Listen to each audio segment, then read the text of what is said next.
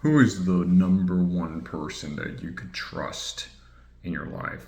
The number one person that would never let you down or would always have your best interest at heart? Is it yourself, your parents, your family, your wife or husband? It's a good question. Well, I know a lot of people have had all of those people betray them, right? I think there is one force, one being, one idea that you can always trust, and that is the one who created, the one who made everything, right? It would be for a purpose, and that purpose having an ultimate goal or end would be something that's in alignment with positivity, right? So Solomon in our series here talks about to trust the Lord, right? This would be the Abrahamic religion's monotheist God, right? Now, this topic we're going into here, talking about the God of the Bible, right? It can be a very charged topic. There's a lot of people who have very negative feelings about God. It's presented by Christians, and a lot of people who have a lot of resentment for existing, a lot of resentment for being alive. Their lives, maybe to them, it's full of suffering, or they can't understand why something bad happens to them, what's going on, etc. Right? Now, a lot of that is there's a process for creation. I can't tell you for sure exactly who God is, but I am very certain that there is a creator of the universe. Some call it the all, some call it him, Yahweh or Allah. Many others have different names. Everywhere in the world you go, from the rainforest, Amazon, to, Africa, there is a creator. Seems pretty self-evident. And this creator, having a purpose, has a system for things to operate towards this end goal. And if you can get on board with this system, you'll be blessed for it. That's the word that religious people use. You'll be rewarded. Or if you get out of alignment with it, there is punishment. There is pain, suffering, whether in this life or the next, in this moment or in a future moment. So, if you can be on the same sheet of music or on the same team of what this ultimate purpose is, which I'll cut to the chase, the ultimate purpose, as I've come to understand it, is alignment with truth, understanding, awareness of all, expanding consciousness, right? So, there are some ideas and some teachings that are universal to all religions. Do not steal. Do not murder. Don't be jealous, etc. These ideas are very well understood as being good and very well understood as being correct. And a lot of them are self-evident. If you keep to the right practices, you'll have a functioning society. You'll be in alignment with nature. And Solomon talks about it here in Proverbs in chapter 3. There's a lot to unpack in this, and I'm going to do my best for you to try and make it a little more clear. But we're going to jump in and then we'll break it down a lot more. So, trust the Lord. My son, don't forget my teachings, but let your heart keep my commandments. For they will bring you many days, a full life, and well-being. Never let loyalty and faithlessness leave you. tie them around your neck, write them on the tablet of your heart. Then you will find favor and high regard in the sight of God and man. Trust in the Lord with all your heart and do not rely on your own understanding. Think about him in all your ways, and he will guide you on the right paths. Don't consider yourself to be wise. Fear the Lord and turn away from evil. This will be healing for your body and strengthen your bones. Honor the Lord with your possessions and with the first produce of your entire harvest. Then your barns will be completely filled, and your vats will overflow with new wine. Do not despise the Lord's instruction, my son, and do not loathe his discipline. For the Lord disciplines the one he loves, just as a father, the son he delights in.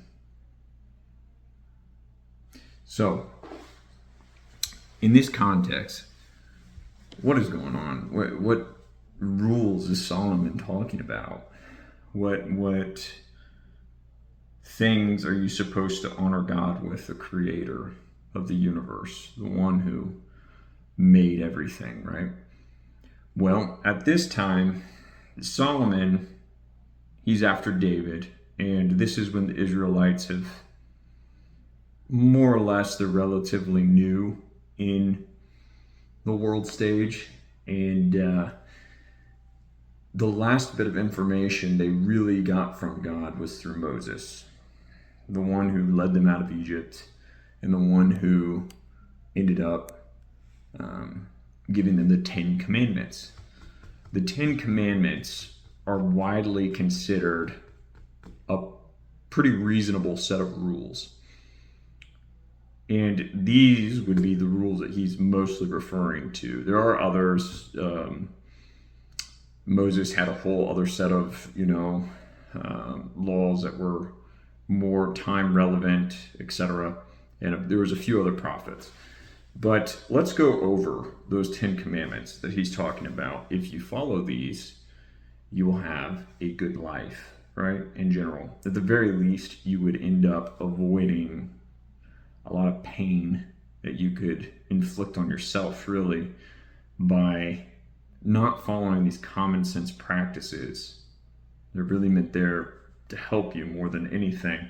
So we'll go slowly over each of them. So the first is you should have no other gods before me. All right. So this one is it seems basic. It seems very centered around the Abrahamic religion, right? And that it's, hey, don't ever worship any other God but Yahweh, who would have been the God of, the Old Testament, right?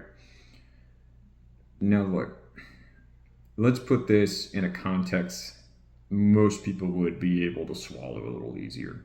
Let's keep it very simple. You would have to start with this frame of reference that there is a creator, right? The one who made everything, which I think that's pretty easy to agree on. That in of itself, if you think it's someone else besides Yahweh, okay, I get it.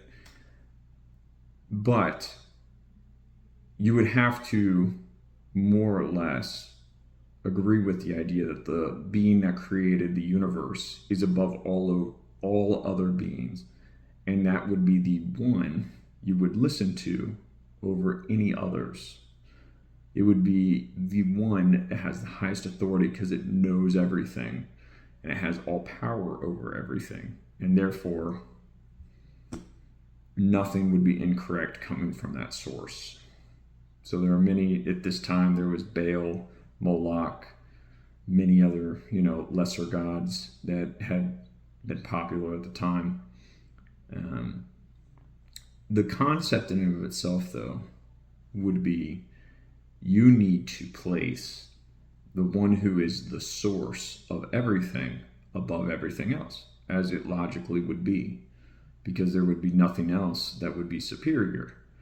So what you would worship, meaning, and he breaks it down as simple as do not bow down to any other carved idol. and that he'll bless you for it and curse you and your descendants if you worship others. Maybe right now you would worship man. That would be a pretty common idol in today's age. People will let you down. People don't know everything. People don't know the answers to all of life. And oftentimes, where they may have their successes, they have their failures. To worship them and to put them in the highest position, one that would deserve worship, what more could you do for someone than worship them? Meaning, trust in everything they say, give them all you have, give them all your attention, let them consume your thoughts, let them, be ingrained into your psyche. You'll copy them, and if you copy them by worshiping them, you're going to get the results they have, if not worse.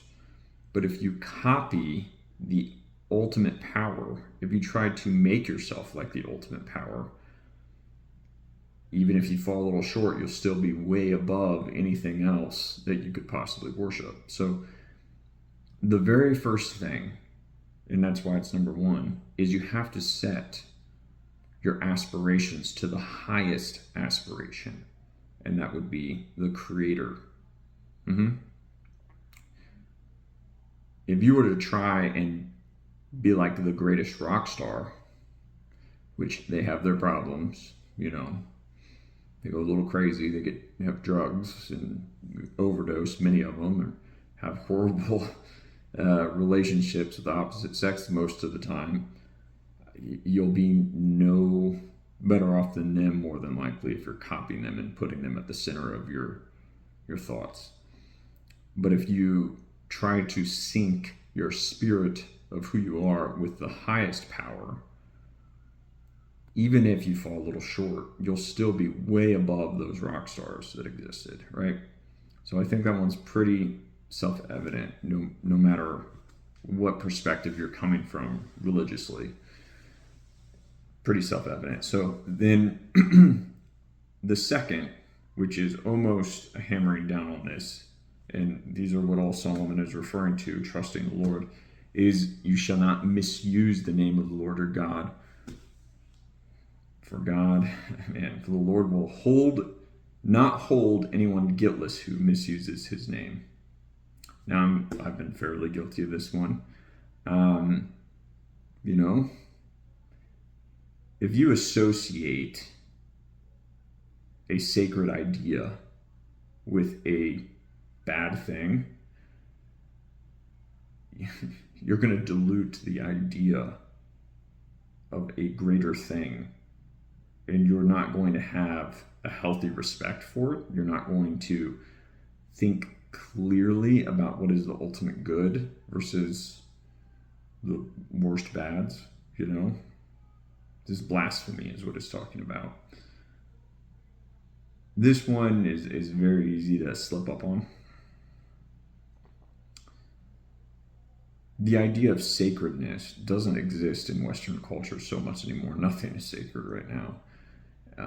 Everything is up for grabs. Everything is something that you can tarnish, or nothing is off limits. And it causes a laziness and an apathy that pushes people into this place where they just set themselves up for failure. So put the first things first in the universe, and that is the ultimate powers and the ultimate things, and respect them. That's kind of the takeaway here.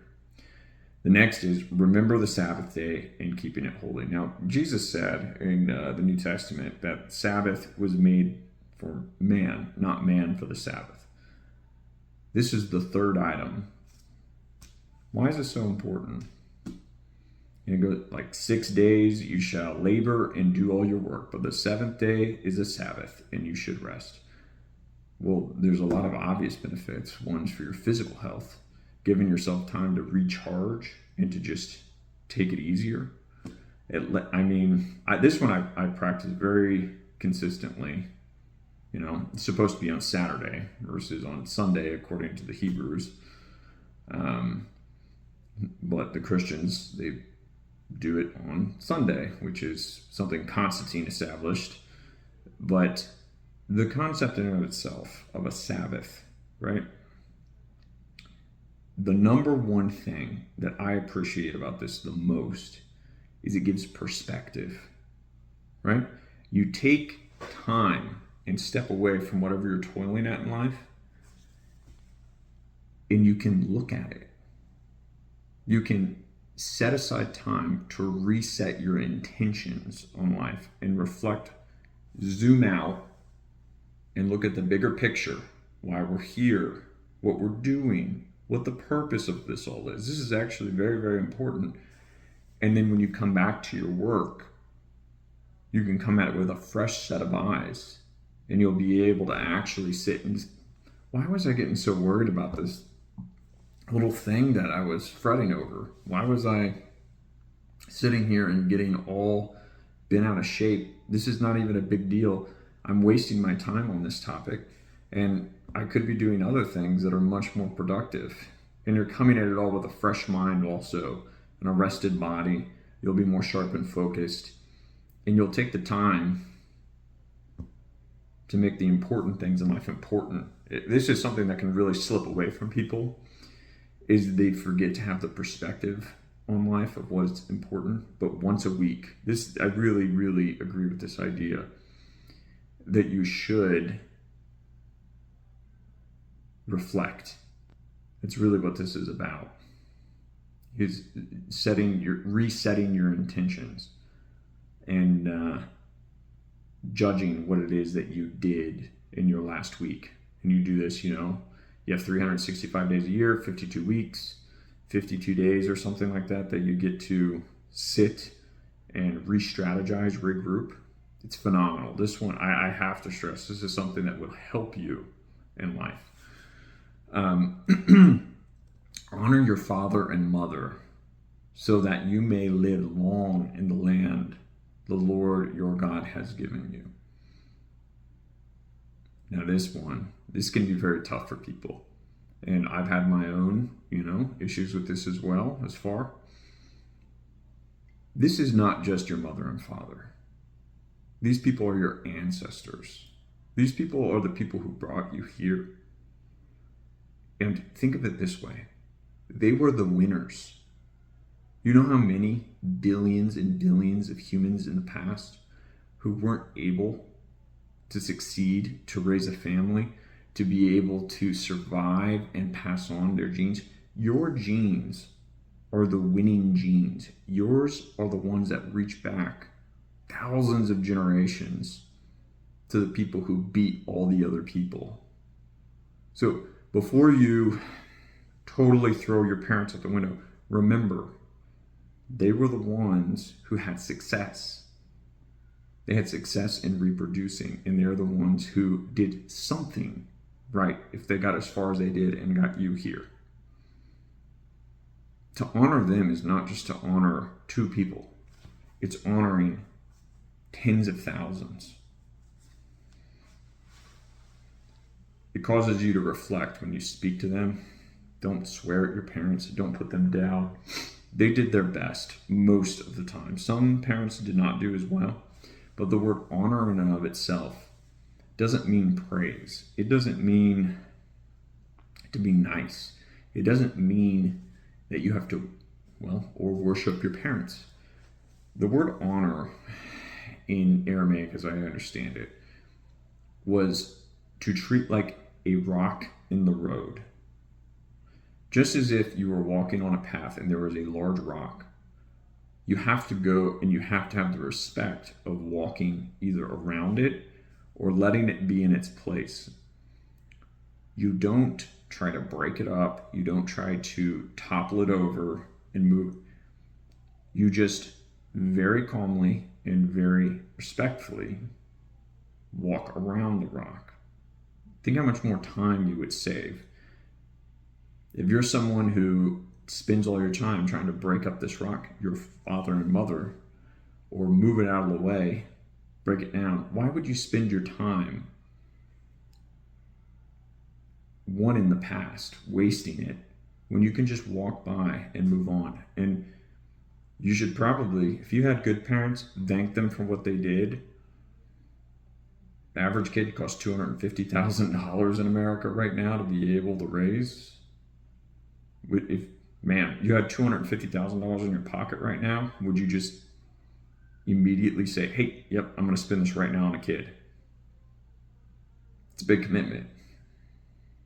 So consider this. It's more about the sacred, being appreciative, and it's going to put you in a place of abundance in your mind where you realize that you really do have something, and it's you have the spirit of your ancestors in you who were warriors, farmers, engineers, builders, rulers.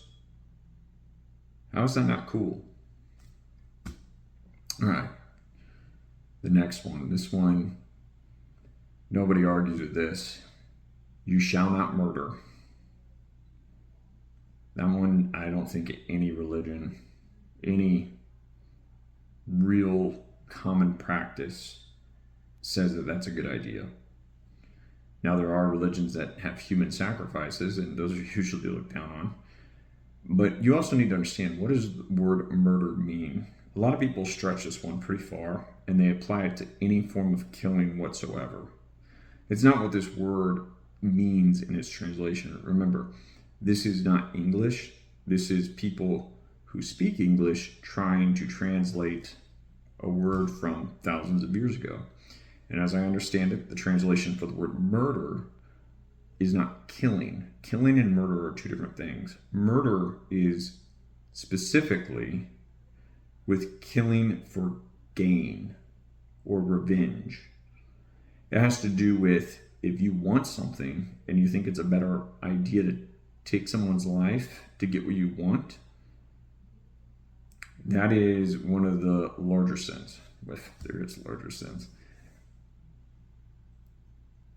Defending yourself, you are stopping a murder. It's totally different. It's not even the same. If you are acting in self-defense, you are stopping a sin. It becomes attempted murder, but that would be a burden on you to perform. You shouldn't let that happen.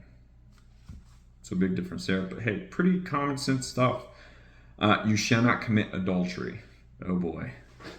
This one is one of the most misunderstood verses, I think, in the commandments, and it's one of the most misunderstood concepts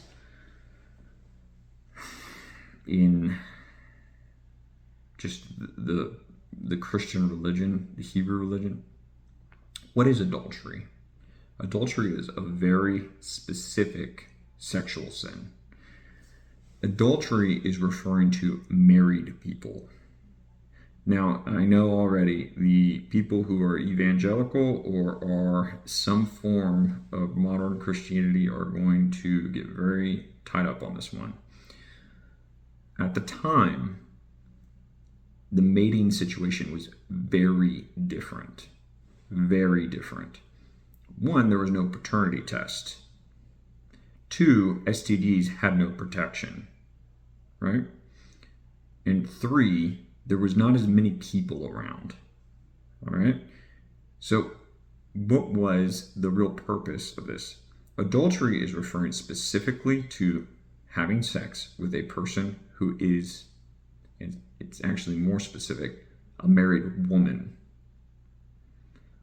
Why was it not condemned in the Bible when many men would have multiple wives? The sin was not having multiple sexual partners. The sin was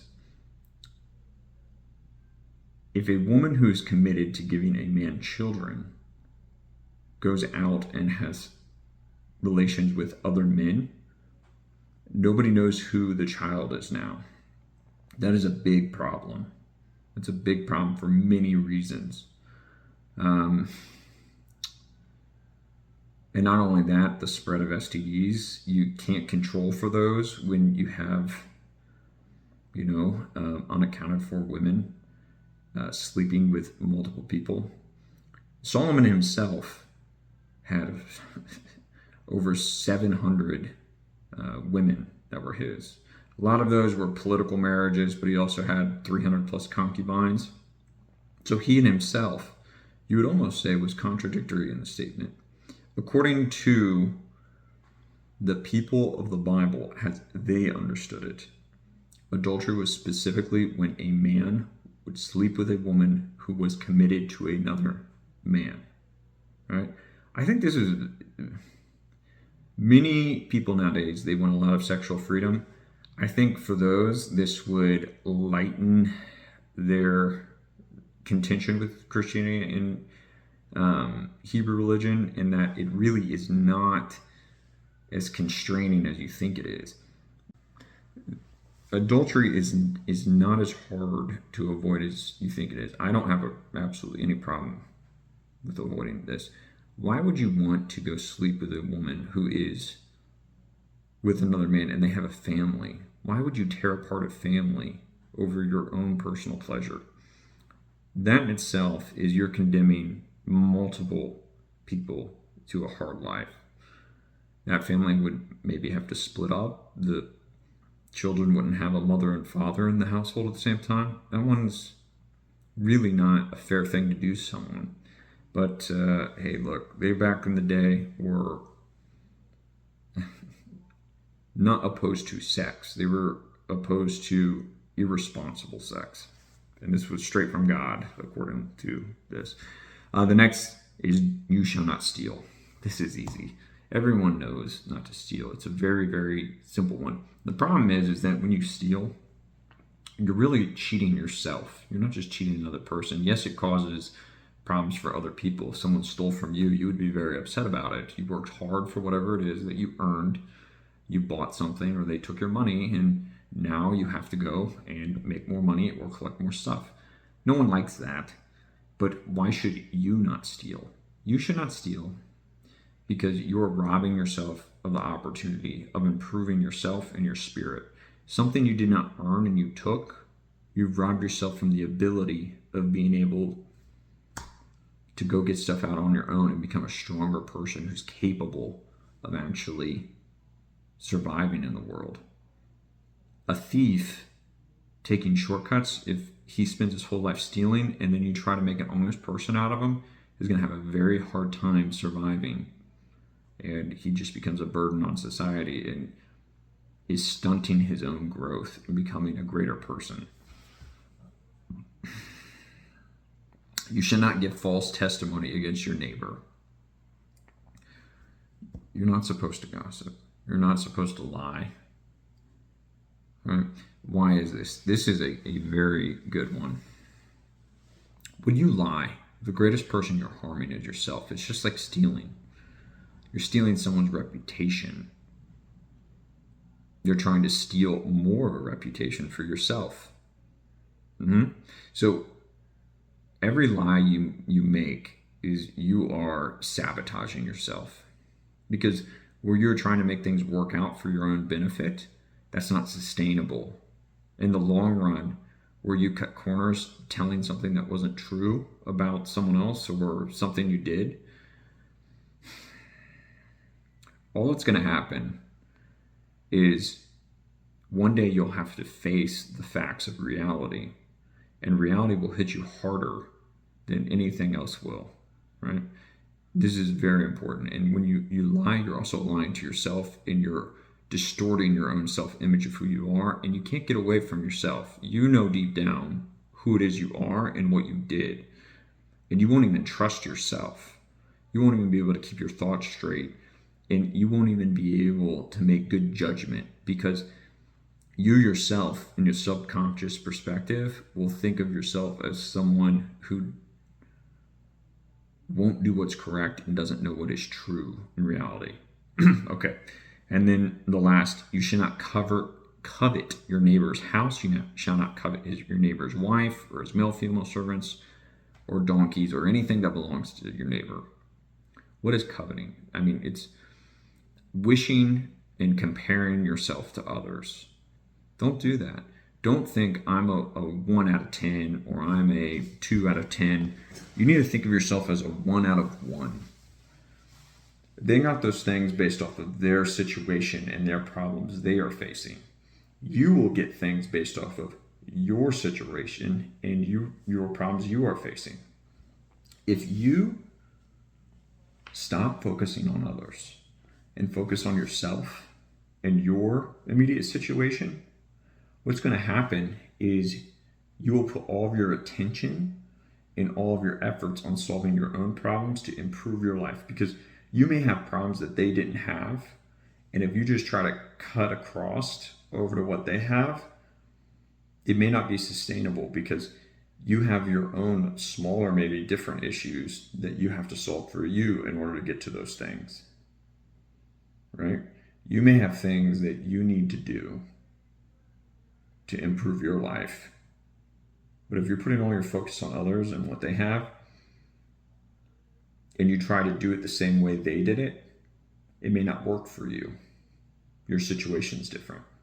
So this is what Solomon is talking about when he says you need to trust the Lord. The systems, the way the universe operates, these are very basic, very simple things to follow.